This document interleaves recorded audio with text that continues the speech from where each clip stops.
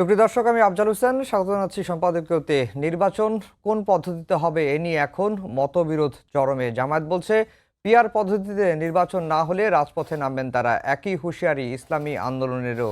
BNP বলছে PR পদ্ধতি বোঝে না দেশের জনগণ, এই পদ্ধতি এখনই উপযোগী নয়। বিএনপির মহাসচিব বলছেন ৭১কে প্রচ্ছন্নভাবে ভুলিয়ে দেওয়ার চেষ্টা হচ্ছে, মাথা চাড়া দিয়ে উঠছে উগ্রবাদ। সমসাময়িক রাজনীতির নানা বিষয় নিয়ে আমাদের আজকের সম্পাদকীয় পিআর কে বোঝে কে বোঝে না। আর এসব নিয়ে কথা বলতে আমাদের সঙ্গে স্টুডিওতে উপস্থিত আছেন মেজর অবসরপ্রাপ্ত আখতারুজ্জামান, রাজনীতিবিদ, এবং সায়েদ আবদুল্লাহ, ফ্রিল্যান্স জার্নালিস্ট ও অ্যাক্টিভিস্ট। দর্শক, আপনারা এই আলোচনায় অংশ নিতে পারেন, এজন্য আপনাদের ফোন করতে হবে টেলিভিশনে দেখার নম্বরে। এছাড়া ফেসবুকের মাধ্যমেও আপনাদের মন্তব্য পাঠাতে পারেন। আলোচনার শুরুতেই জানিয়ে দেব এখনকার প্রধান শিরোনামগুলো। প্রচারণা শুরু না হলেও নানা কৌশলে মাঠে ডাকসু নির্বাচনের প্রার্থীরা। সামাজিক মাধ্যমে হেনস্থার পাল্টাপাল্টি অভিযোগ, ছাত্রদল শিবিরের আচরণবিধি মেনে চলার আহ্বান। প্রচলিত নিয়মে ভোট হতে না দেওয়ার হুঁশিয়ারি ইসলামী আন্দোলনের। পিআরের দাবি তুলে নির্বাচন পেছাতে চেষ্টার অভিযোগ বিএনপির। শেখ হাসিনা বিচার হবেই বললেন মির্জা ফখরুল। বিজিবি ক্যাম্পের সামনে থেকে পাথর লুটে অবাক জনপ্রশাসন সচিব। ক্যামেরা বসছে সাদা পাথর এলাকায়, উদ্বোধনের পরদিনই অন্ধকারে ভাসানে সেতু, বৈদ্যুতিক তার চুরির ক্ষোভ। পত্রিকা অফিসে যাওয়ার কথা বলে বাসা থেকে বেরিয়ে নিখোঁজ। একদিন পর সাংবাদিক বিভু রঞ্জন সরকারের লাশ মিলল মুন্সিগঞ্জের মেঘনায়। কারণ খতিয়ে দেখছে পুলিশ। এবং সবজির বাজারে অস্বস্তি, বৃষ্টি আর সরবরাহ সংকটের মূল্য ঝুলিয়ে প্রতিদিন বাড়ানো হচ্ছে দাম। ইলিশের অস্বাভাবিক দরে নাজেহাল ক্রেতা, মুরগিও ঊর্ধ্বমুখী।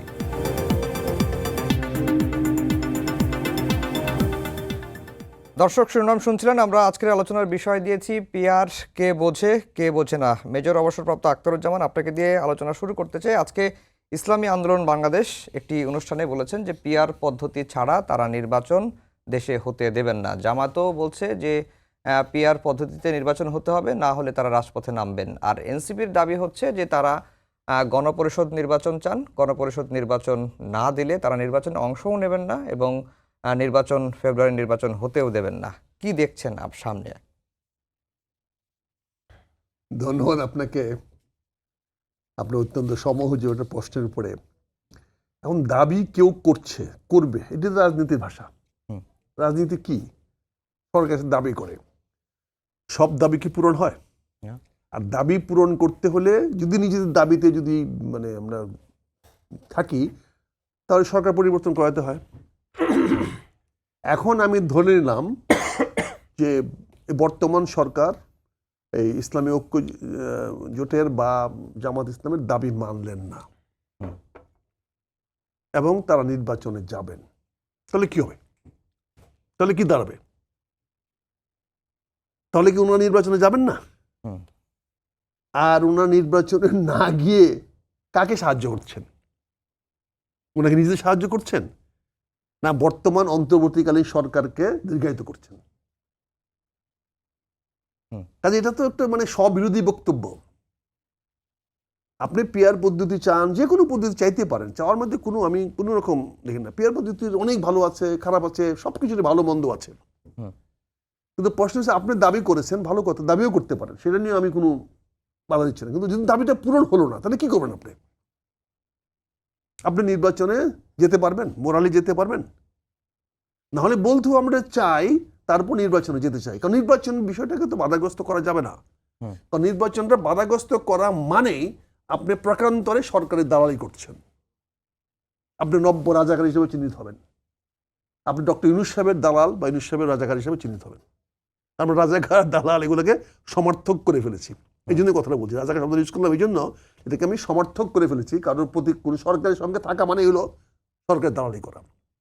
তাহলে যারা আজকে বলছেন যে এইটা হলে নির্বাচন দিব না, যারা হলে এই দাবি করছি, যারা বলতেছে যে যারাই বলুক যে এই সিস্টেম না হলে, আমার দাবি না মানলে বা আমাদের কথা না শুনলে আমরা নির্বাচন হতে দিব না, তারা প্রকান্তরে কাকে সাহায্য করছে? যদি আমি ধরে নিই যে এই দাবিতে তারা অনড় থাকলো, জামাত, এনসিপি, ইসলামী আন্দোলন বাংলাদেশ তারা নির্বাচনে গেল না, তখন কি হবে? বিএনপি কি না, তাদেরকে তখন তো ছাড়াই প্রশ্ন নির্বাচন পড়ে দেবে? না, তখন তো প্রশ্ন পড়ে। না না, আমি তাহলে যদি বলছি। না না, যদি মানে কি, তাহলে তাদের এই কার্যক্রমটা উদ্দেশ্য দেখতে হবে তোমাকে। হুম। আগে তো উদ্দেশ্য বুঝতে হবে। হুম। তারা তো নির্বাচন জিততে হবে যে কোনো ভাবেই। হুম। এখন পিয়ার পদ্ধতিতে আয়োজন যাবে না। এই এই, কি বলে, জাতীয় ইয়া ছাড়া, কি বলে, যেটা যার যার দাবি কারো পূরণ হলো না, আবার দাবি না অপূরণ হতে পারে, যাবো না। হুম। তাহলে কি, তাহলে বলতে হবে যে এই দাবিগুলো আমাদের থাকলো, আমরা নির্বাচনে যাব। বিএনপি নির্বাচনে আসলো কি আসলো না, এটা তো কোনো বিবেচ্য বিষয় না। বিএনপি তো বলতে পারে পিয়ার এই পদ্ধতিতে আমি নির্বাচনে যাব না, তখন কি করবেন আপনি? ওই সময় কি বলে দিবেন? হুম। কারণ বিএনপি তো বলে না যে আমি পিয়ার পদ্ধতি মেনে নিলাম। বিএনপি তো বলতে পারে আমি পিয়ার পদ্ধতি মানি না, তাহলে আমি নির্বাচনে যাব না। তাহলে কি বিএনপি ছাড়া নির্বাচন করতে পারবেন? হবে? আমাদের কথা হলো, বাংলাদেশে আমাদের সামনে, জনগণের সামনে, বর্তমানে সারা দেশের সামনে ফেব্রুয়ারি নির্বাচন ছাড়া আমাদের কোনো দেশপ্রেমী বিকল্প নাই। জাতির প্রতি দায়িত্বশীল কোনো বিকল্প আমাদের সামনে নাই। আমরা রাজনৈতিক স্বার্থ হতে পারি, ব্যক্তি স্বার্থ হতে পারি, দলীয় স্বার্থ হতে পারি, কিন্তু সবগুলি হবে কায়েমি স্বার্থবাদী। সেখানে দেশ এবং জনগণের স্বার্থ থাকবে না, দেশপ্রেমের ছিটে ফোটাও থাকবে না। কারণ বর্তমান সরকারকে রাখার একমাত্র উপায় হলো নির্বাচন হতে না দেওয়া। নির্বাচন হতে না দেওয়া হলে দুইটা জিনিস হবে, বা তিনটা জিনিস হতে পারে। একটা হলো বর্তমান সরকার আরো কঠোরভাবে তাদের ক্ষমতা আঁকড়ে ধরে থাকবে, অথবা সেনা কু হয়ে সামরিক বাহিনী থেকে একটা অভ্যুত্থান হয়ে এই সরকারকে পতন দিয়ে দেওয়া, অথবা বৃহত্তর রাজনৈতিক দলগুলোর মধ্যে কলহে নামিয়ে নেওয়া যাওয়া, পরস্পর বিরোধী কলহে নেমে যাবে একজন আরেকজনের বিরুদ্ধে, যেটাকে আলটিমেটলি একটা গৃহযুদ্ধের দিকে নিয়ে যেতে পারে। এই তিনটা সম্ভাবনা কি দেশপ্রেমিকের লক্ষণ? এই তিনটি সম্ভাবনা কি আমার কাছে কাম্য? কিন্তু আপনাদের কারো কাছে কাম্য? কিন্তু মেজর অবসরপ্রাপ্ত আখতারুজ্জামান, সরকারের অবস্থান তো ক্লিয়ার। না, ক্লিয়ার না। কেন তারা ফেব্রুয়ারিতে নির্বাচনের কথা বলছেন, নির্বাচন আয়োজনে ইসিকে চিঠি দিয়েছেন, ইসি নির্বাচনের রোডম্যাপ ঘোষণা করবে এই সপ্তাহে, তারপরেও সরকারের অবস্থান ক্লিয়ার না কেন? ক্লিয়ার না? আপনি তো বলছেন যদি ক্লিয়ার হয় তাহলে এই দাবিগুলো নিয়ে প্রশ্ন করছেন কেন আপনি? না, এটা তো রাজনৈতিক দলগুলোর না না, দাবি। তাহলে আপনার এই টেলিভিশনের টক শোতে দাবিগুলো নিয়ে আসতেছেন কেন? আপনি কি মনে করেন সরকারের স্বার্থে বিরোধী কোনো বক্তব্য আমরা দিতে পারবো এখানে? আপনি আলোচনা করতে পারবেন? আপনার ঘাড়ে কয়টা মাথা? কেন আমরা প্রতিদিনই তো আপনার সরকার। কয়টা মাথা ঘাড়ে আছে যে আপনি সরকার বিরোধী কোনো পদক্ষেপ নিয়ে আপনি টকশো করতে পারবেন? আপনি যত টকশো করেন সবকিছুতে মধ্যে অন্তর্নিহিত অংশটা কি? How to keep government please. গভর্নমেন্টকে কিভাবে আপনি খুশি রাখবেন, এটা কেউ আমার মতো চাচাচোলার মতো কেউ বলে, আরেকজন হয়তো খুব সুন্দর করে মধুর ভাষায় বলে। কিন্তু আপনি যদি বলেন যে এই সরকার নির্বাচন না দেওয়ার পায়তারা করছে, তাই পিআর পদ্ধতি দাবি তুলছে, আপনি প্রোগ্রাম করতে পারবেন? না না, এটা তো সরকার তো পিয়ার পদ্ধতিতে না না, সরকার তো হলো, এটা শোনেন, সরকার একটু একটা মানে সরকার একটা হলো ভাব, যেটা দেখা যায় না। সরকার তো একটা চকিদার সরকার, কিন্তু তার ওই সময় যখন সে চুরকে ধরতে যায় তখন সেই সরকার বলে প্রতিবাদ হয়। আদালত সরকার বলে কোনো জিনিস তো দেখা যায় না কোথাও। কাজে আপনি যখন একটা অনুষ্ঠান করবেন বা আমাদেরকে একটা বক্তব্য দিবেন, এই বক্তব্যটা যদি সরকারের বিরুদ্ধে যায় তখনই দেখবো আমাদের মামলা খাইতে হবে, আমাদের ইনকাম ট্যাক্স ফাইল টান দিবে, আমাদেরকে বিভিন্নভাবে হয়রানি করা হবে, আমাদেরকে মব জাস্টিসে ভয় দেখানো হবে। কেন দেখানো হবে? যে আমরা অমুক দিন অমুক টক শোতে বা অমুক টিভি শোতে বা অমুক জায়গায় সরকারকে আমরা আক্রমণ করেছিলাম। কাজে আমি বলছি এই জন্য ভাই, আপনি কথাটা যদি বলছি, আমি কিন্তু ব্যক্তিগত বিশ্বাস করি যে সরকার 5ই আগস্ট ডক্টর ইউনূস সাহেবের ভাষণটা বা জুলাই যে ঘোষণাটা দিয়েছেন, এটা পয়েন্টের পক্ষে বিপক্ষে অনেক পয়েন্ট আছে, তারপরে আমি বলবো ওনার উদ্দেশ্যটা যে সৎ এটা উনি প্রমাণ করেছেন। জি, আমি আর বিশেষ করে যে কথা বলছেন। দ্বিতীয়ত, উনি পরবর্তী দিনেই এই দিন রাত্রে জাতীয় উদ্দেশ্যে ভাষণ দিয়ে বলছেন যে আমি ইলেকশন কমিশনকে চিঠি দিয়ে বলে দেবো ইলেকশনের ডেট করতে। এখানে ওনার সৎ মনোভাব দেখেছি, এবং পরের দিন উনি ফেব্রুয়ারিতে নির্বাচন ঘোষণা দিয়ে চিঠি দিয়েছেন। কাজে এখানে আমি ওনাকে সৎ, নিষ্ঠাবান এবং জাতির জন্য নিবেদিত বলতে পারি। এবং আজকে উনি একটা ওই কলামে লিখেছেন, সেখানে উনি বলেছেন নির্বাচন ফেব্রুয়ারিতে হবেন এবং উনি ক্ষমতা হস্তান্তর করবেন এবং উনি পরবর্তীতে থাকবেন না। এইটা ওনার একটা গুড গেস্টার, উনি গুড করেছেন। কিন্তু আজকে যে সমস্ত রাজনৈতিক দলগুলো কথা বলতেছে, এই বক্তব্যগুলোকে নিয়ে যখন আমরা টক শোতে আসতেছি তখনই আমাদের মনে ভয় লাগতেছে, তাহলে সরকার তো তলে তলে অন্য কিছু করতেছে। কারণ শফিকুল আলমের হাত তো অনেক লম্বা, অনেক লম্বা, এত লম্বা যেটা আমাদের ডক্টর ইউনূস সাহেবের হাতে লম্বা না। কাজে সে কিভাবে জিনিসটাকে কোন দিক দিয়ে কাকে দিয়ে কি বলায়া কোন সর্বনাশ লাগাই দিবার একটা যাই না। জি, এই বিষয়টা আমার কাছে খুব কিন্তু ভয় লাগছে। একটা বিষয় পরিষ্কার করি যে আমরা 5 আগস্টের পরে প্রতিদিনই টকশো করি, অনেকেই আসেন, প্রায় অধিকাংশ সময়ই সরকারের বিরুদ্ধেই কথাগুলো যায়, কিন্তু এখন পর্যন্ত আমরা ওই ধরনের পরিস্থিতি ফেস করতে হয় নাই। সাইদ আব্দুল্লাহ, রাজনৈতিক দলগুলো দাবি করবে স্বাভাবিক, কিন্তু অনেকেই বলছেন যে এই দাবিগুলো করা হচ্ছে বেসিক্যালি রাজনীতিতে একটু এগিয়ে থাকা, এগিয়ে যাওয়া, বা নানা রকম দেনা পাওনার বিষয়গুলো থাকে, সমঝোতার বিষয়গুলো থাকে। এর বাইরে অন্য কোনো উদ্দেশ্য আছে কিনা যে এই 3 দল এনসিপি, জামায়াত এবং ইসলামী আন্দোলনের যে দাবিগুলো নিয়ে? ধন্যবাদ আপনাকে, সময় টিভির দর্শক এবং যারা আছেন, যারা শুনছেন প্রত্যেককেই। সবার আগে আমি বলবো যে এই মুহূর্তে যে কাজগুলো হচ্ছে এগুলো অ্যাবসলিউটলি নেগোশিয়েটিং টুল। অনেক ধরনের যে দাবি দেওয়া, অনেক কিছু চাওয়া, কিন্তু গোপনে গোপনে প্রত্যেকে ইলেকশনের প্রস্তুতি নিচ্ছে। আমি যদি দেখতাম যে যারা যারা এটা বলছে তারা ইলেকশনের প্রস্তুতি নিচ্ছে না, এই ব্যাপারটা তো ভুল। লেটসে আমরা জামাতকে দিয়ে কথাগুলো শুরু করি। তারা বলছে পিআর ছাড়া ইলেকশনে যাবে না, কিন্তু তারা বাংলাদেশে সবচেয়ে আগে সবগুলো আসনে প্রার্থী ঘোষণা করে ফেলেছে। তারা কি তখন পিআর হিসেবে কি এইভাবে কি প্রার্থী ঘোষণা করা যায় আগের থেকে? এটা তো করা যায় না। এবং তারা যেভাবে প্রচারণা করছে এভাবেই তো প্রচারণা করা এভাবে যায়। প্রচারণাও করা যায় না। তার মানে তারা যে কাজটা করছে, এবং সেটা কিন্তু অলমোস্ট অনেক মাস আগের থেকেই, সবার আগে এই কাজটা তারা করে ফেলেছে, অফিসিয়ালি ঘোষণা করে ফেলেছে। তাহলে তো তারা যা করছে আর তারা যা বলছে দুইটার ভেতরে ফারাক আছে, নাম্বার 1। 2 নাম্বার ব্যাপার হলো, এই মুহূর্তে প্রত্যেকেই ট্রাই করছে যে কে কতটা লেভারেজ গেইন করতে পারে। এবং এই পিআর এর কথাটা বলার কারণটা হলো এই জায়গাতেই, অ্যাকচুয়ালি আমি খোলামেলাভাবে বলেই ফেলি, এইবারের ইলেকশনটা আসলে এটা একটা রানার্স আপ শিপের কম্পিটিশন হচ্ছে মূলত।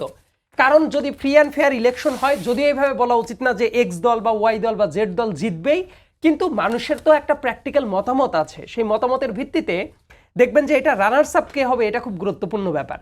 এবং মূলত ওইটাকে টার্গেট করেই কে কতটা টান দিতে পারে, যে এইটা বললে আমাকে কতটা ছাড় দিবে না ছাড় দিবে, এইটা নিয়েই মূলত খেলাটা চলছে। কারণ কি, রাজনীতিতে অনেকে সামনে যা বলে আসলে তা মিন করে বলে না, এবং actually this is happening here. 2 নম্বর কথা বলে আমি আমার নিজের মতামত দিতে পারি, অন্যদের মতামত আমি বলতে পারি না। আমার নিজের মতামত হলো ব্যক্তিগতভাবে এক্সিস্টিং যে হাউসটা আছে, অর্থাৎ lower house, upper house as of now যেহেতু নাই, ওইটা নিয়ে আমি এই মুহূর্তে কোনো মন্তব্য করব না। লোয়ার হাউসে বা এক্সিস্টিং হাউসে পিআর পদ্ধতি আমি ব্যক্তিগতভাবে সমর্থন করি না। ডানে বামে কোনো কথা পড়ে সবার আগে বলে আমি সমর্থন করি না। ফার্স্ট পাস দ্য পোস্ট যেটা প্রচলিত আছে, এটা শুধু বাংলাদেশের মতো না, তৃতীয় বিশ্বের এই দেশ হিসাবে আমাদের সাবকন্টিনেন্টের কালচার বিবেচনা করে এটাই আপাত দৃষ্টিতে যুক্তিসঙ্গত। ফ্লজ আছে, যে কোনো সিস্টেমেরই ফ্লজ থাকে, কিন্তু সেই ফ্লজটা আদতে কোন জায়গায় কোনটা সেট করবে এটা খুব গুরুত্বপূর্ণ একটা ব্যাপার। আমি কয়েকটা উদাহরণ বলি, তাহলে বোঝা যাবে। ইতালির মতো দেশে পিআর সিস্টেমটা ওরা কিন্তু অ্যাডপ্ট করেছিল, করার পরে এই ব্যর্থতার কারণে তাদের কিন্তু আবার ব্যাক আসতে হয়েছে, হাইব্রিড মডেল তাদের আবার যেতে হয়েছে। ইতালির মতো দেশ, ইউরোপিয়ান একটা দেশ, তারা কেন পারলো না? এবং বাংলাদেশের রাজনীতি সবসময় ঘুরে হলো অর্থনীতি দিয়ে। আমি সবসময় বলি, ধরেন যে দেশে মোটামুটি সব সুব্যবস্থা আছে, এই যে সবজির দাম বেড়ে গেছে হঠাৎ করে 2-1 দিন যাবত, যদি অনেক কিছুর দাম বেড়ে যায়, ইকোনমি যদি স্টেবল না থাকে, 2 দিন পরে দেখবেন যারা আজকে হাততালি দিচ্ছে তারাই লাফায় উঠবে যে এই সরকার পুরাপুরি খারাপ কাজ করেছে, এটা ব্যর্থ হয়ে গেছে, হ্যান ত্যান নানা কিছু। অর্থনীতিকে যদি ঠিক রাখতে হয়, গভর্নমেন্টের স্টেবল হইতে হবে। আমাদের ওই লাক্সারি নাই যে সকালবেলা এক সরকার আসবে, বিকেলবেলায় আর এক সরকার আসবে, এবং আমাদের সিস্টেমটা এইভাবে চলে না। আর আরেকটা ব্যাপার হইলো, আমি বোঝানোর চেষ্টা করি, দেখেন বিচারিতার জায়গাগুলো কোথায় কোথায়। একটা আলোচনা হচ্ছে না, এনসিপি যখন পিআর এর কথা বলছে, এনসিপি থেকে শুরু করে অন্যান্য কয়েকটা দল তো খুব কড়া স্ট্যান্ড নিয়েছে যে নারীদের ডিরেক্ট ভোটে নির্বাচিত হয়ে আসতে হবে, রাইট? যে ডিরেক্ট ভোটে না আসলে যেটা হয়, প্রতিনিধিত্বমূলক ভাবে আসলে জনগণের রিফ্লেকশনটা থাকে না, এটা তো তাদের আর্গুমেন্ট ছিল। মাই কোশ্চেন ইজ দ্যাট, ওই জায়গায় তারা মনে করছে জনগণের ভোটে তাদের প্রতিনিধি সংসদে আসা উচিত। পিআরে যদি ইলেকশন হয় তাহলে তো জনগণ জানবেও না যে কাকে ভোট দিচ্ছে, লেটস সে যে পার্সেন্টেজের ভিত্তিতে। কিন্তু এখানে একটু কারেকশন হওয়া দরকার যে এনসিপি আসলে নিম্নকক্ষে পিআরের কথা বলেনি। সামগ্রিকভাবে যখন আলাপ আলোচনাটা আসবে, দেখবেন যে অনেক জায়গায় সুর অনেক জায়গায় মিলে যায়। এনসিপির কথা না, আমি সামগ্রিকভাবে একটু বলার চেষ্টা করছি। দেখবেন যে মুহূর্তে আলাপ আলোচনাটা আগাইতে থাকবে, তাহলে নারীদের ক্ষেত্রে যদি ওই ইস্যুটা আসে, আপনি বলছেন যে এইটা এই কারণেই হওয়া দরকার যাতে সিলেক্টিভ প্রসিডিউরটা না থাকে। তাহলে পিআর এর ভিত্তিতে লেটস সে একটা দল 10% ভোট পাইল, 10% ভোট মানে 10 গুণন 3, 30টা আসন। এই আসনটা তো তাহলে অ্যাবসলিউটলি পার্টি লিডারের হাতে দিয়ে দিলেন, তার মানে তার অটোক্রেটিক হওয়ার ক্ষমতাটা আরো বেড়ে গেল। আপনি একই সাথে বলছেন যে তার হাত থেকে ক্ষমতাটা কমানো দরকার, কিন্তু পিআরে চলে গেলে পার্টি হেড যিনি আছেন উনি যদি মনে করেন যে ঠিক আছে আমি এই আসন পাইলাম এতগুলা, এত পার্সেন্ট ভোট আমি পাইলাম, 30% ভোট পাইছি, 40% পাইলাম, 50% পাইলাম, ওই 150 জন উনি তো ওনার মন মতো বসায় দিবে। তার মানে জনগণের প্রতিনিধিত্বশীল জায়গাটা আরো কমে গেল। এই ব্যাপারটা আলোচনা হওয়া দরকার। একই সাথে বললাম না, যেসব দেশ ব্যর্থ হয়ে গেল এই ব্যাপারটা মাথায় রাখা জরুরি। এবং আরেকটা ব্যাপার, খুবই সেন্সিটিভ একটা জায়গা আমি বলি, পিআর পদ্ধতি হবে কি না হবে, আমাদের সংবিধান সংস্কার কমিশন ছিল একটা, তারা একটা মতামত দিয়েছিল এবং তারপরে সংসদ ভবনের ওই যে কিন্তু একটা মিটিংয়ে প্রত্যেকটা রাজনৈতিক দলকে আলাদা আলাদা করে ডাকা হয়েছে, তারা মতামত দিয়েছে। প্রথম যে সুপারিশমালাটা দেয়া ছিল ওই যে কি সংস্কার কমিশনই কি এই পিআর প্রপোজালকে রেখেছিল, তাদের প্রপোজিশনই ছিল না। এবং ওই টাইমে তো প্রত্যেকটা রাজনৈতিক দল ইনক্লুডিং যে রাজনৈতিক দলগুলো এখন পিআর চায় তারা তো ওই টাইমেও তাদেরও সুপারিশ দিয়েছে, লিখিতভাবে আর্গুমেন্ট করেছে। ওই জিনিসগুলো সামনে দেখা দরকার যে তাহলে কয়েক মাস আগে তারা ওই জায়গায় কি বলেছে, এখন কি বলছে। আর একটা ব্যাপার হলো, পিআর যদি হয়, লেটস একজন স্বতন্ত্র ইলেকশন করতে চায়, তার ভোটে দাঁড়ানোর রাইটটাকে আপনি তাহলে তো নষ্ট করে দিচ্ছেন। কারণ ইন্ডিভিজুয়ালি সে ভোটে দাঁড়াবে কিভাবে, মানে একজন মানুষ ভোটে দাঁড়াবে তার জায়গাটাই তো আপনি নষ্ট করে ফেললেন। তাহলে এই ব্যাপারগুলো তো অ্যাড্রেস করা দরকার। এবং সবচেয়ে সিগনিফিক্যান্ট ব্যাপারটা হলো, বাংলাদেশের এইভাবে যদি এই কাজটা করা হয় তাহলে ওই যে হর্স ট্রেডিং যখন বেড়ে যাবে, এক এক দিন এক এক সরকার আসবে, বা লোয়ার যে দলগুলো আছে যারা এখন অনেক লাফাচ্ছে, যদি এমন করে দেওয়া হয় যে ঠিক আছে পিআর হবে কিন্তু একটা থ্রেশহোল্ড ঠিক করে দেওয়া হবে, 10% হবে তার লোয়ার থ্রেশহোল্ড, তাহলে দেখবেন অনেক দল আবার চুপছে যাবে, বলে না কোনো থ্রেশহোল্ডের দরকার নাই। তাহলে আপনি যদি 1% ভোট পান, 1%-এর জন্য আপনি প্রতিনিধিত্ব করার জন্য একেবারে মুখায় আছেন। হোয়ারএজ আপনার জনপ্রতিনিধিত্ব বাংলাদেশের জন্য একটা গুরুত্বপূর্ণ ব্যাপার, যদিও মেম্বার অফ দ্য পার্লামেন্টের অরিজিনাল কাজ মানে বাইবুক কাজ যেটা, সেটা অনেকেই জানে না। কিন্তু আমার কথা, প্র্যাকটিক্যাল গ্রাউন্ডে জনগণের কাছ থেকে এই প্রতিনিধিদের যে জায়গায় আরো সম্পৃক্ত হওয়ার কথা প্রেজেন্ট কনটেক্সটে, সেই জায়গায় তাদের থেকে আরো দূরে সরায় নেওয়া হবে। এর ফলে যেটা হবে, আমাদের দেশ একটা স্টেবল সরকার আসতে পারবে না। এবং এই মডেলটাকে অনেকে বুঝতে আমরা ভুল করি। ইন্ডিয়া সবসময় আমরা বলি তারা আওয়ামী লীগকে চাইতো, আওয়ামী লীগ তো নাই, কিন্তু অপশনটা ইন্ডিয়া এখন কি চায়, তারা চায় একটা দুর্বল সরকার থাক। এবং দুর্বল সরকার যদি আসে, মানে কেউ কেউ হয়তো প্ল্যান করছে ঠিক আছে ইলেকশন হইলেও আমরা কোনোদিন ক্ষমতায় যাইতে পারবো না, অতএব যারা ক্ষমতায় যাইতে পারে তাদেরকে দুর্বল করি, দেশের স্বার্থ গোল্লায় যাক, নিজেদের স্বার্থটা দেখি। আরেকটা ব্যাপার, আওয়ামী লীগকে ফেরানো যাবে না, অমুক তমক বহু আলাপ আলোচনা হয়, নয়া বন্দোবস্ত, অমুক বন্দোবস্ত, তমক বন্দোবস্ত। আওয়ামী লীগকে আওয়ামী লীগ নামেই শুধু ব্যাক আসতে হবে, ভিন্ন ভিন্ন নামে ব্যাক আসতে পারে না। লেটস একটা লগি লীগ, বৈঠা লীগ, অথবা লেটস জাতীয় পার্টি, অমুক দল, তমুক দল, এই বিভিন্ন ফ্রন্টে যদি এমন হয় যে মানুষ বুঝতে পারে, তাদের ইন্টারনাল প্রচারণা যদি থাকে ওই ব্যালটটা আমাদের ব্যালট, তাহলে তো এই পিআর হইলে যেটা হবে, ওই জায়গায় এমনভাবে ভোটের জায়গাটা চলে যাইতে পারে, আলটিমেটলি দেখা যাবে আওয়ামী লীগ নামে না, কিন্তু আওয়ামী লীগের যে 20%-এর মতো ভোট আছে ওইটা যদি পড়ে, আলটিমেটলি বিরোধী দল হয়ে যাবে আওয়ামী লীগ। তার মানে মনে মনে যাই বলুক না কেন, এই স্বার্থটা যে দেশের বিরুদ্ধে চলে যাবে এইটা না ভেবে শুধুমাত্র ব্যক্তিগত স্বার্থের জন্য এই কথাটা আসছে। অন্য কোনো নামে তো আওয়ামী লীগ ব্যাক করানোরও প্রক্রিয়া হয়ে যাইতে পারে পিআর। সো দলের ভালো হচ্ছে, দেশের ভালো যদি চাওয়া যায়, তাইলে সামগ্রিক প্রেক্ষাপট বিবেচনায় রাখলে পিআরটা এক্সিস্টিং হাউস, লোয়ার হাউসে কোনো অবস্থাতেই যুক্তিসঙ্গত কোনো কারণ না। জি, আখতারুজ্জামান, যেই প্রসঙ্গটি, দুটি বিষয় আমি প্রশ্ন করতে চাই আপনার কাছে সাইদ আব্দুল্লাহর কথার সূত্র ধরে, যে এখন যা হচ্ছে, যে দাবি দাওয়াগুলো আসছে, সেটি মূলত রানার্স আপ কে হবে সেটা নিয়েই খেলাটা চলছে, এটি একটি দিক। আর হচ্ছে যে পিআরটা যদি নিম্নকক্ষে হয় তাহলে আওয়ামী লীগ নামে না হলেও যে কোনো উপায়ে আওয়ামী লীগকে আসলে পুনর্বাসন বা ফেরানোর একটা প্রক্রিয়া হতে পারে। ধন্যবাদ আপনাকে। আমি আবার শুরু করার আগে আমি আপনার কাছে ফিরে যাই। আপনি আমার বক্তৃতা ক্লোজ করার সময় একটা স্টেটমেন্ট দিয়েছিলেন যে আপনারা এই ধরনের কোনো বিব্রতকর পরিস্থিতিতে পড়েন নাই এখন পর্যন্ত পড়েন নিতে এতে বোঝা যায় যে আপনার সরকার এক নজরে আছেন, এতেই বোঝা যায় যে আপনার সরকার যেভাবে চাচ্ছে সেভাবে চালিয়ে যাচ্ছেন। যাই হোক, আমি সে বিতর্কে যাব না। আপনারা অনেকেই, আমার ভাই বললেন যে আপনারা চ্যাম্পিয়ন সিলেক্ট করে ফেলেছেন, চ্যাম্পিয়ন সিলেক্ট হয়ে গেছে, এখন রানার্স আপ নিয়ে ফাইট করা হচ্ছে। এখানে তো সমস্যা আমাদের, এখানে তো মনে হচ্ছে যে আমরা এমন কিছু একটা বিভ্রান্তিকর অবস্থা তৈরি করতে চাচ্ছি যে কাউকে আমরা আইডেন্টিফাই করতে চাচ্ছি হি ইজ এ চ্যাম্পিয়ন, ফলে নির্বাচনটাকে যেন সুষ্ঠুভাবে হতে না দিই। কারণ চ্যাম্পিয়নটা যদি আমার চয়েস না হয় তাহলে চ্যাম্পিয়নকে ঠেকাও। এবং এই ধরনের বক্তব্য আমরা নির্বাচন কমিশনের বক্তব্য পাচ্ছি আমরা। ওনারা বলছেন একটি কেন্দ্রে যদি গন্ডগোল হয় তাহলে সারা বাংলাদেশে উনি নির্বাচন বানচাল করে দেবেন, স্থগিত করে দেবেন। এমন বলছেন নেগেটিভ ভোটের প্রভিশন নিয়ে আসবেন। তার মানে একটা চ্যাম্পিয়নকে ধরে নিয়ে আমরা আগাচ্ছি যে এই চ্যাম্পিয়নটাকে আসতে দেওয়া হবে না। হুম। এবং ইতিমধ্যে তারেক রহমান সাহেব পরিষ্কার করেছেন যে উনি বলেছেন যে বিএনপিকে ঠেকানোর জন্য এখন অনেক পাইতারা শুরু হয়ে গেছে, অনেক ধরনের মুভমেন্ট শুরু হয়ে গেছে। কাজে এখানে চ্যাম্পিয়ন ধরে আগালে হবে না, আগাইতে হবে নির্বাচনটাকে কি করে আমি করাবো। পিয়ার পদ্ধতি চাইলেও না, কল্পকথা নিয়ে গল্প করে তো লাভ নাই। হুম। কল্পকথা তো লাভ দিয়ে বিস্তলা উঠে যাওয়া যায়, তো লাভ দিয়ে তো উপন্যাসিক সিনেমা যখন বানায় সে মানে দেখায় দিল হিরো লাভ দিয়ে বিস্তলা উঠে গেল, কেউ কি প্রশ্ন করে বাস্তব সম্মত কিনা, সিনেমার দেখে তো তালিয়ে মারে হিরো ওয়েল ডান। কল্পকথা নিয়ে গল্প করে আমাদের লাভ নাই। Let's we come to the reality, বাস্তবতে আসি। এই বর্তমান রাজনৈতিক বন্দোবস্তে আগামী নির্বাচনে না যাওয়ার কোনো পথ কি কোনো রাজনৈতিক দলের আছে? আমি ব্যক্তিগত মনে করি যদি এই রাজনৈতিক দল দেশপ্রেমিক হয়ে থাকে, কায়েমি স্বার্থবাদী না হয়ে থাকে, জনগণের পক্ষে কাজ করে থাকে, তাহলে তাদেরকে নির্বাচনে আসতে হবে। নির্বাচনে এসে তারা জয়লাভ করে পরবর্তীতে তারা যা করতে চায় তাদের সংসদ দিয়ে তারা তাই করুক, যা আজ করতে চায়। কাজে আমাদেরকে আলোচনা করতে হবে নির্বাচনটাকে কিভাবে বাস্তবায়িত করা যায়। আমি এখানে যে কয়েকটা পয়েন্ট বলতে চাই আপনাকে, আমি মনে করি যে আগামী যে নির্বাচন আমাদের সামনে আসতেছে, এই নির্বাচনটা আমাদের সামনে কতগুলো চ্যালেঞ্জ নিয়ে আসতেছে, যে চ্যালেঞ্জগুলো আমাদের ফেস করতে হবে। এটা গণতন্ত্রের প্রতি হুমকি হয়ে দাঁড়িয়েছে। এই নির্বাচন হুমকি হয়ে দাঁড়াবে যদি আমরা নির্বাচনটাকে দাঁড় করাইতে না পারি, নির্বাচনটা করাইতে না পারি।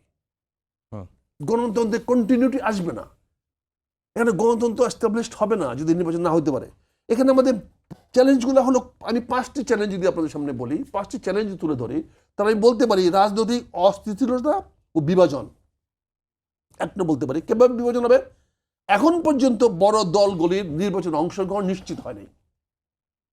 অ্যাজ অন টুডে আপনি যেটা বললেন যে এখন পর্যন্ত আমরা বলি নাই সবাই যে হ্যাঁ আমরা এই টুর্নামেন্টের নাম লেখাইলাম, এই টুর্নামেন্টে অংশগ্রহণ করবো। আপনি যে টুর্নামেন্টে কি হয় 10টা 12টা 20টা দল তো করে, তারপর ফিকচার তৈরি করেন। তা আমরা কিন্তু এখন পর্যন্ত ঐক্যমতে আসি নাই যে আমরা এরা নির্বাচনে অংশগ্রহণ করব। তারপরে বিভাজন আমাদের চলতেছে, এই বিভাজনটা আমাদেরকে আরো বাড়াবে, যার ফলে রাজনৈতিক অস্থিতিশীলতা বাড়বে। 2 নম্বর, এছাড়াও 2 নম্বর নির্বাচনের বৈধতা। আমরা এখন কাউকে বলছি আসতে দিব না, কাউকে বলতে আসতে দিব না। আপনি কি মনে করেন আওয়ামী লীগ যদি নির্বাচনে অংশগ্রহণ না করে তাহলে আন্তর্জাতিক বৈধতা পাবেন?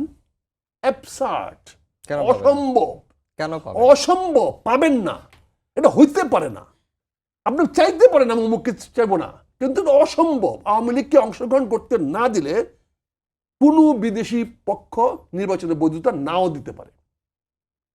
ভারত তো দিবেই না, এবং অনেক রাষ্ট্র দিতে পারে না। ওয়েস্টার্ন ইউরোপিয়ান ভারতের মতামতটা কেন এতটা গুরুত্বপূর্ণ হবে? ওয়েস্টার্ন ভারত একটা দেশ, দেশ তো বটেই। ভারত 2014 সাল 18 সাল 24 সালের ইলেকশনে মেনে নিয়েছে, সবার আগে পূর্ণ দিয়েছে। দিবে না, এটা কনসিডার রাখতে হবে আপনাকে, রেখে আপনি আগাইতে হবে। সে দিবে না, আপনি ওয়েস্টার্ন ইউরোপিয়ান কান্ট্রিগুলো নাও দিতে পারে। কারণ আপনি নির্বাচনে আমার কাছে আমি খুব ভালো লাগতো আমি বলতে পারতাম হ্যাঁ আওয়ামী লীগ নির্বাচন করবো, যদি অল্টারনেটিভ আমার কাছে থাকতো আমি ফার্স্ট ম্যান বলতাম।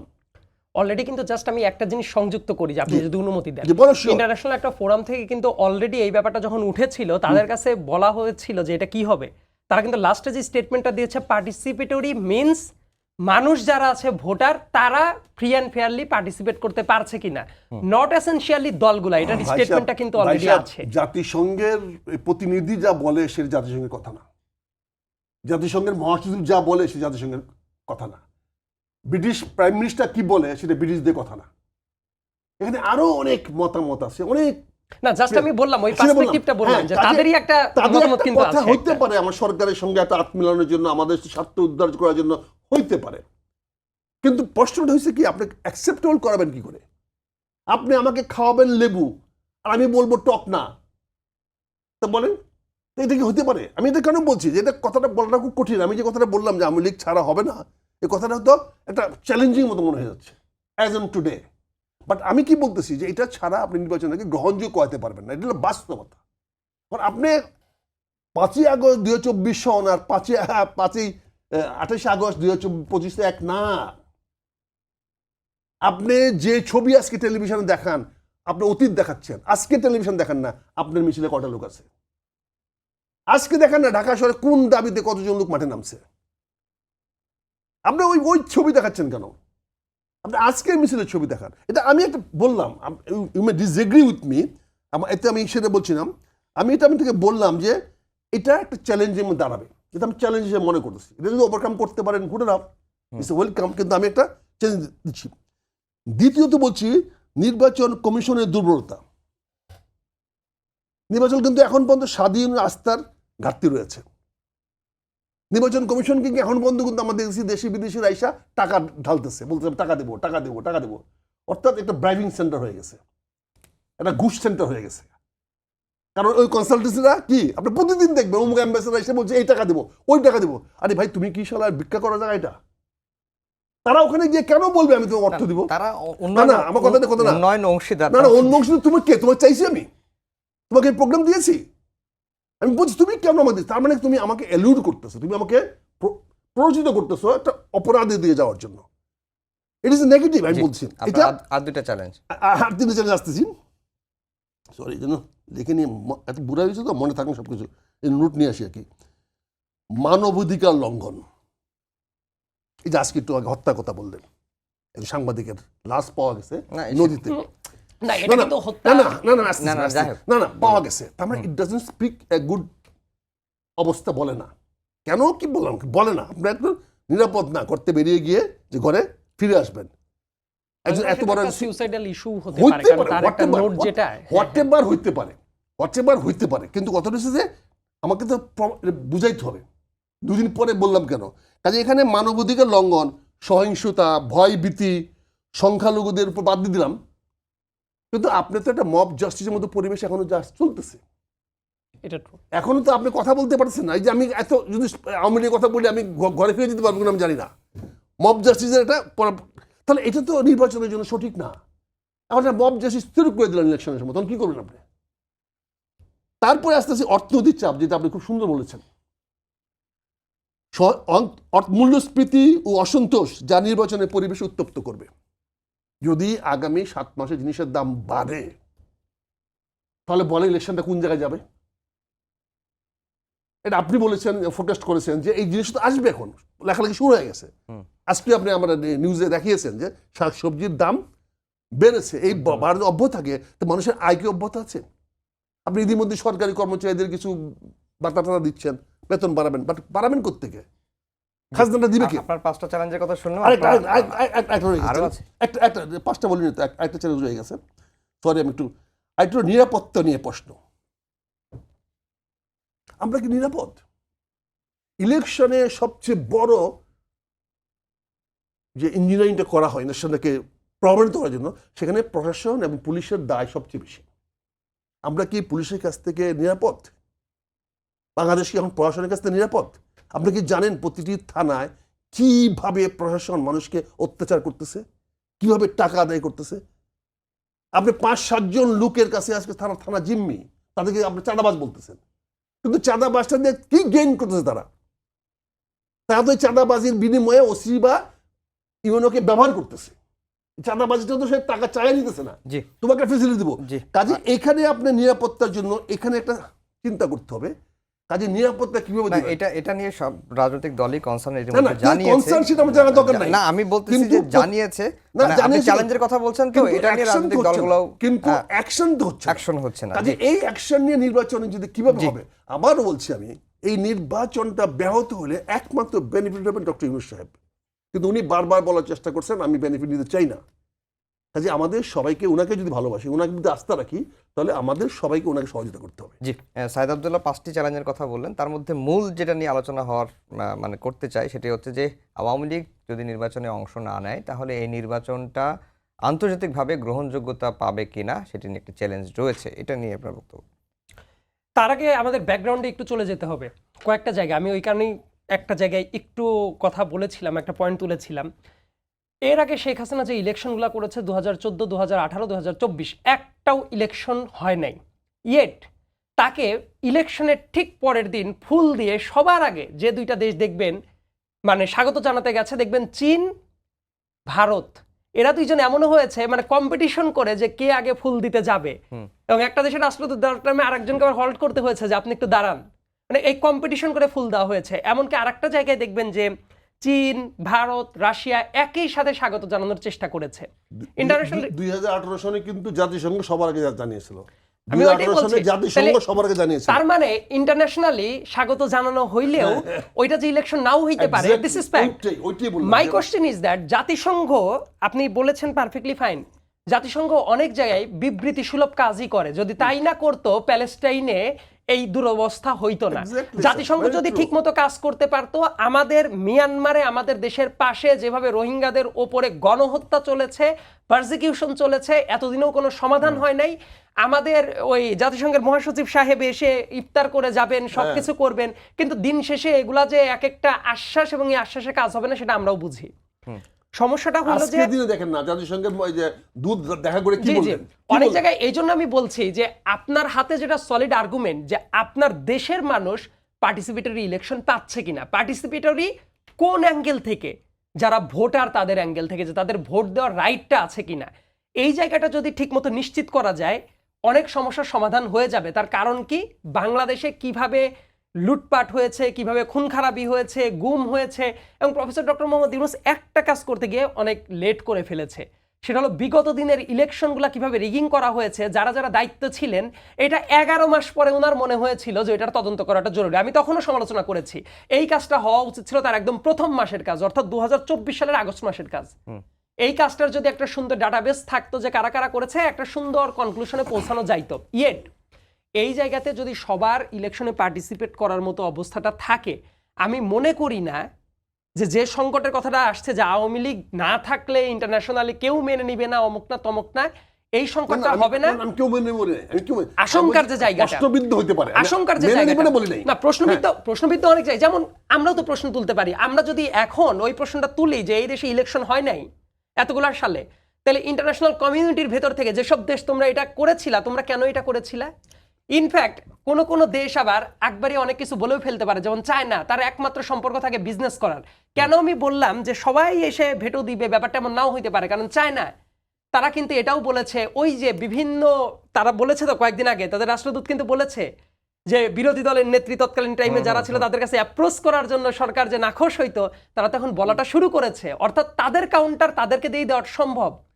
দেখেন আপনারা তো ঠিকই ফুল দিয়েছেন, অমুক করেছেন, এবং আপনাদের রাষ্ট্রদূত এই স্টেটমেন্টটা দিয়েছে এখন, কারণ তারাও জানে। এবং আমাদের কাছে এখন যেটা সবচেয়ে বড় অ্যাসেট আছে, জাতিসংঘের একটা ক্রেডিবল প্রমাণটা আছে, এবং সেটা তারা অফিসিয়ালি লঞ্চ করেছে, পাবলিশ করেছে। এবং যারা যারা এটা করেছে, ডক্টর মোহাম্মদ ইউনূস আমার কাছে মনে হয় আওয়ামী লীগকে ব্যান করার এই যে জায়গাটা উনি তো ওন করেন না, ওন যে করেন না, বাইরের দেশের মিডিয়াতে যখন উনি কথা বলেন তখন কিন্তু ঢাক ঢাক গুড় গুড় করে কথা বলেন, ইলেকশন কমিশন বুঝবে, অমুক বুঝবে, তমুক বুঝবে। এই কাজটা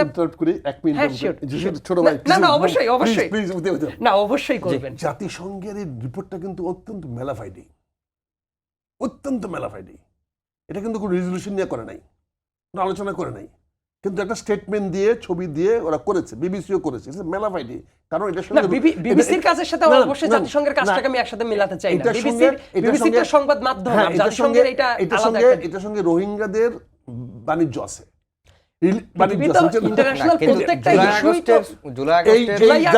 জাতিসংঘের স্টেটমেন্টের পিছনে রোহিঙ্গা বাণিজ্যের কন্টিনিউটির একটা বিষয় আছে। সেটা বিভিন্ন না অবশ্যই আপনি তো বলতেই পারেন, অবশ্যই না না পারফেক্টলি ফাইন। এটা আমি আপনার উত্তরে যেটা বলছি, এই ধরনের অনেক ইস্যু থাকতেই পারে, কিন্তু আমার হাতে এখন একটা ইন্টারন্যাশনালি সার্টিফাইড ডকুমেন্ট আছে, এবং পৃথিবীর ইতিহাসে সম্ভবত এটা খুবই রেয়ারেস্ট কেস যে ওই দেশের সরকারের, মানে সরকার ইনভাইট করে জাতিসংঘকে নিয়ে আসছে হিউম্যান রাইটসের ইনভেস্টিগেশন করার জন্য।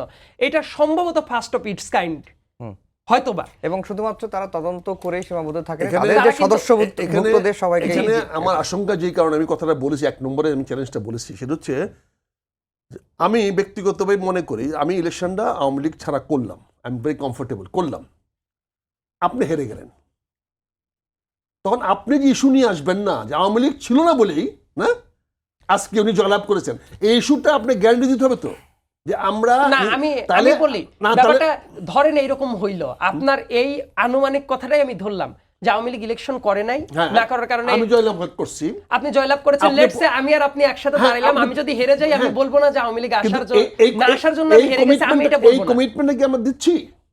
আমরা কিন্তু আকার ইঙ্গিতে আমরা কেন কেন অন্তর্ভুক্তিমূলক কথাটা বলতেছি? আমরা কেন বলছি না এই নির্বাচনে আওয়ামী লীগকে ছাড়া হবে? অন্তর্ভুক্তিমূলক শব্দটা কেন ব্যবহার করতেছি? ডিপ্লোম্যাটিক টার্ম এটা ইন্ডিয়া বেশি না ডিপ্লোম্যাটিক টার্ম ব্যবহার করে আমি সুযোগ দিয়ে দিচ্ছি না। কালকে যারা হেরে যাবেন, মনে করো আমি বিএনপি হেরে গেলাম, হারতেই পারেন, হ্যাঁ, খুবই হ্যাঁ, আমি স্বাভাবিক। হেরে গেলাম। বিএনপি ইলেকশন হারতেই হেরে পারে, গিয়ে খুবই তো আমি তো স্বাভাবিক। প্রথম থেকে বলছি আমি তো অন্তর্বর্তীমূলক নির্বাচন চেয়েছিলাম। আমি তো জি। অন্তর্বর্তী নির্বাচন চাই না। আচ্ছা আমি জাস্ট ওই পয়েন্ট একটু আসি। আমি কথা বুঝতে পারছি।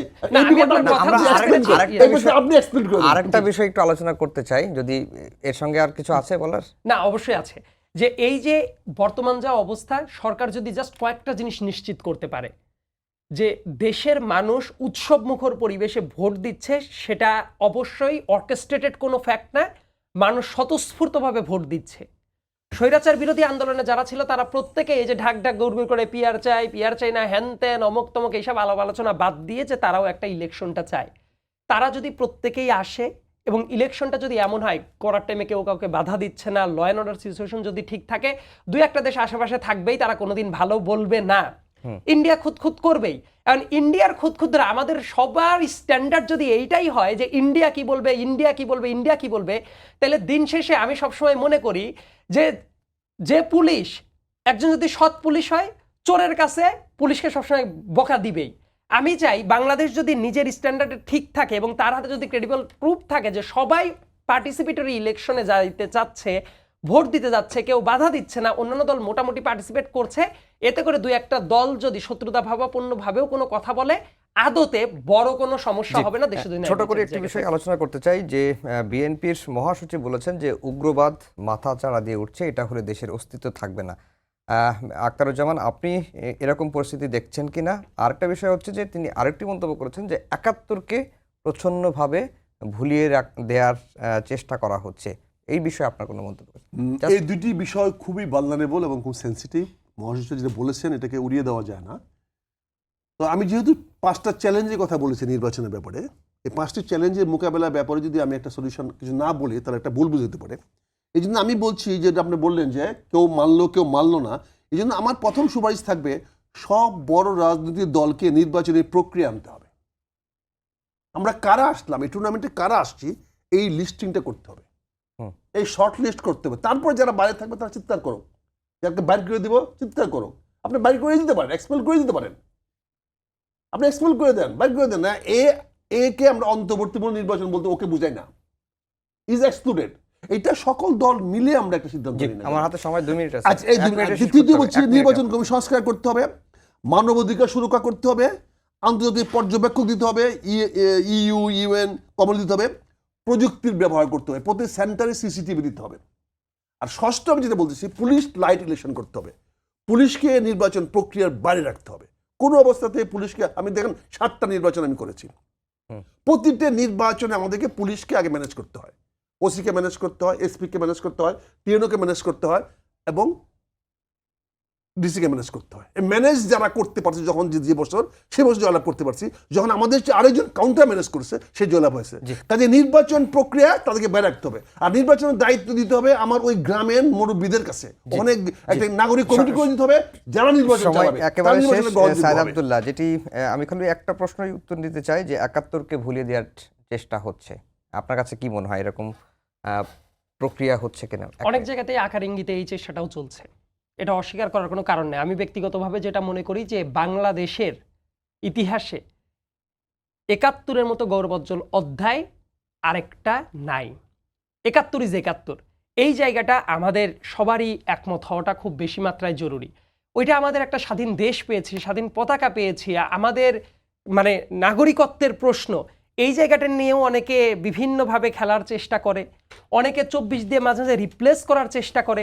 এই কাজগুলো হওয়া উচিত না। অবশ্যই ২৪ একটা গৌরবোজ্জ্বল অধ্যায়, কিন্তু ৭১-এর সাথে এইটা বিপরীতধর্মী কোনো ইস্যু না, বরং মুক্তিযুদ্ধের যে লিনিয়েজ যেটা, আমরা যদি ওইটা বিশ্বাস করি তাহলে এই যে মানে একটা ভোটাধিকারের জন্য চেষ্টা, এই যে সব, এটা তো আসলে ৭১-এর চেতনাই এগুলা।